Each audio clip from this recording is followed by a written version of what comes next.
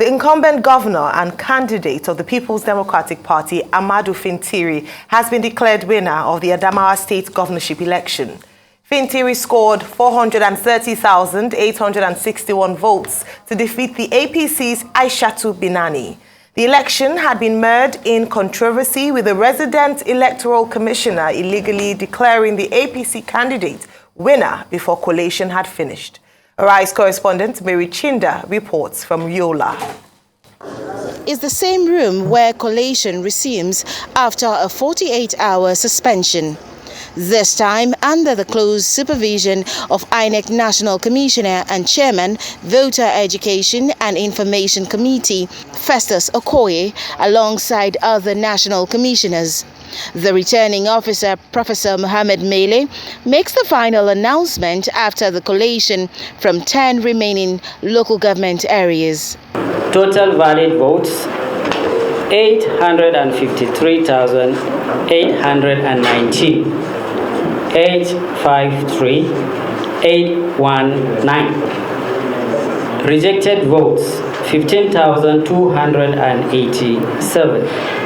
15287. Total votes cast 869,106. 869,106.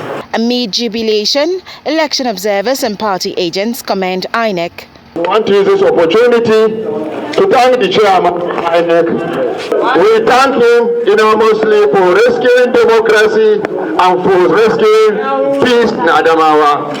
The incumbent governor and now governor-elect shares his gratitude in his acceptance speech. Once again, you have brought out our stoic and Spartan spirit as Adamawa people to bear.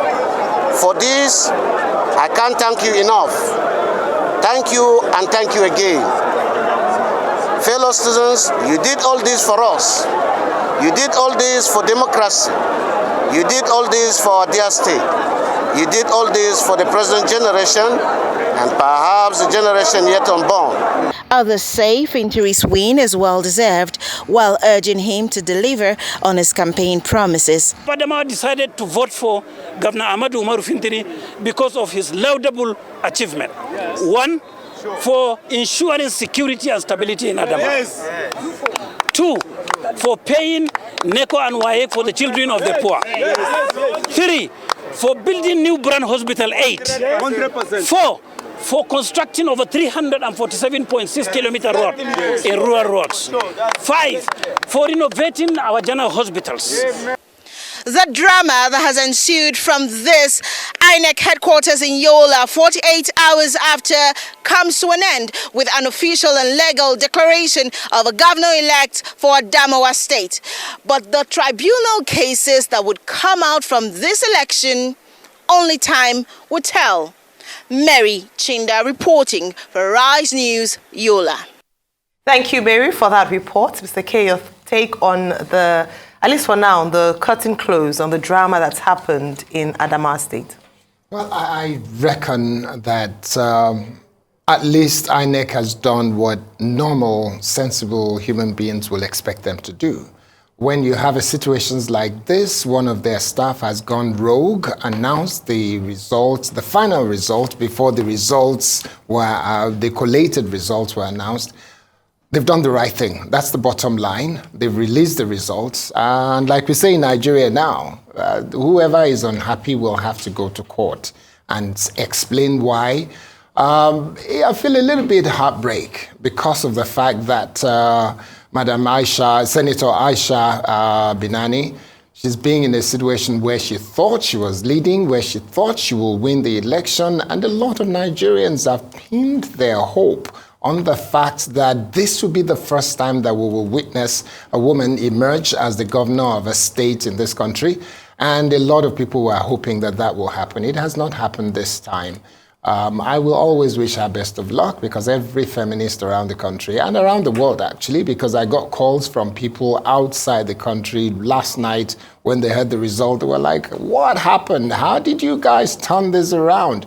I don't know how, but I guess it can be questioned. If there are questions to be asked, The only person that can ask is Senator Aisha Binani herself. She should go to court. She should question the results if she has to. And once everything is declared, then I guess she should work with the current governor, who is going to be sworn in on May 29, barring any change by the court. And that being the case, she should work really hard to go on and expect to win when there will be no incumbent fighting against her in 2027, I guess that will be. So she should work towards that. I guess we might be seeing her back in 2027 election. Oh, thank you, Mr. K. Dr. Bati. Okay. I think it comes as a big relief that the matter of Adamawa has been concluded. Just to backtrack a little bit, before the intervention of that INEC resident electoral commissioner, Yunusa Aril, the results from the supplementary election in 10 local governments have been counted. And Fintiri, the incumbent governor, was already leading by about a margin of 31,000 votes. 10 other local government results are remaining to be collated before the resident electoral commissioner, who had no powers to do so, usurped the function of the returning officer and proceeded on the basis of a sheet of paper from nowhere to announce the candidate of the APC as winner of the gubernatorial election, thus causing confusion, chaos that went even far beyond the precincts of Adamawa. Of course, the INEC intervened and said that declaration was null, void, and of no effect. And that resident electoral commissioner and the returning officer were summoned, and INEC gave its word that it would conclude the process. After 2 meetings, INEC went back to the collation of the results from the remaining 10 local government areas. And the result that was announced and that was read out on this program this morning declared Fintiri, the incumbent governor, as winner. So to that extent, the matter would seem to have been laid to rest. But there are other related developments. It should be recalled that the APC candidate, Binani, had gone to a federal high court in Abuja seeking an order of certiorari, prohibition, order of mandamus. And when the Court of Justice Inyang Ekwo, took a look at that matter yesterday, the court had asked the counsel to Aisha Dairo, popularly known as Binani, to address it on the question of jurisdiction. Jurisdiction, after all, is the basic foundation of any judicial process. And the court now adjourned till April 26 to hear the matter. Well, what Binani is seeking in an ex parte application to the court is a prerogative writ.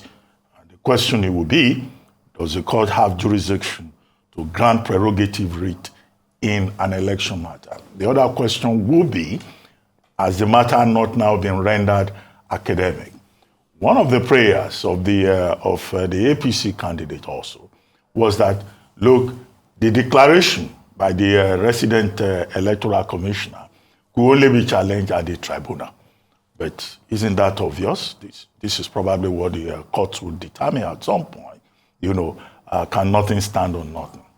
The principle in law is ex nihilo nihilo fit. So if the resident electoral commissioner does not have the powers to declare, then of course you can't rely on his declaration. But in any case, that's with regard to Binani, who has also additionally issued a statement saying that she did not give anybody 2 billion naira to influence the outcome of the election or to cause the announcement in her favor. She says she's a Democrat and that she's not a do-or-die politician. How she responds eventually, in the long run, to the latest development in Adamawa State will prove the point, whether indeed she's truly a Democrat, whether indeed she's truly not a do-or-die politician. Another related development has been the outcome of the meeting on this same Adamawa Guba election by the Independent National Electoral Commission yesterday. INEC tells us that it has taken a number of steps. One, apart from suspending the resident electoral commissioner, it has also written to the Inspector General of Police to investigate and to look into the possible prosecution of Yunusa Ari. And I'm sure many people will agree with that, because what he did amounted to breaking the law in a very willful manner. INEC also tells us that it has written to the Office of the Secretary to the Government of the Federation to inform the appointing authority. In this case, the appointing authority is the President of Nigeria under the purview of Section 1541 of the 1999 Constitution, of the misdemeanor of the resident electoral commissioner. However, the manner in which a resident electoral commissioner can be removed is further stated in Section 6, sub 3 of the Electoral Act of 2022, which says yes, the appointing authority, in this case the president, can, upon an address by 2/3 of the Senate, pointing to misdemeanor on the part of a particular resident electoral commissioner. Well, it seems to me that there will seem to be a meeting of minds in terms of the bad conduct of Hudu Yunusa Ari, and he should not be allowed to spend a day longer in that position. It is good, however, that the victory of the governor generated excitement, in Adamawa State, and that there was no, any report of any chaos. The will of the people is what should prevail. But this is not the end of the story. Those who perpetrated electoral fraud in Adamawa State should be sanctioned. And that is the only way in which everybody will be satisfied. Meanwhile, the police have transferred the commissioner of police in that state. And the commissioner of police in Gombe has been asked to resume in Adamawa. It's not just about asking the commissioner of police to step aside. No, it should be sanctioned. It should be subjected to discipline by the police, by the Inspector General of Police. Well, Dr. Abati, you call it electoral fraud. Others have called it electoral coup. And what happened in Adamawa should be something for the books, that the outcome of which should set a precedent for the future, or perhaps a deterrent for the future. Hence the call for principal actors in the charade that played out to be brought to book. If this doesn't happen, then it means that this impunity will continue if people know that there will be no consequences for actions. Yes, we were looking forward to perhaps the first elected female governor of Nigeria, especially from the north. Well, anywhere would matter, really. But if whoever must be elected on the principles of legality, equity, fairness in a free election. We do not want a tokenist position whereby the person gets in there through a process of illegality. Of course, the matter is before the court, so the court would be the final adjudicator in this case, would give the final judgment in this case, but we must uphold institutions, and that's why it's important that the world is watching what will happen to Malam Ari, what will happen to the CP, the Commissioner of Police in Adamawa State, who supervised the electoral process, and what will happen to other actors in this charade. It is important that INEC and the Nigerian security officials bear hard on these actors so that in the future we would never see the sure shame that happened in Adamawa over the weekend. But congratulations to Governor Fintiri on your election. Again, the matter is Senator Aisha Dahiru Ahmed, known as Senator Aisha Binani, has gone to court, and we'll see what the court would say when they do weigh in on the matter.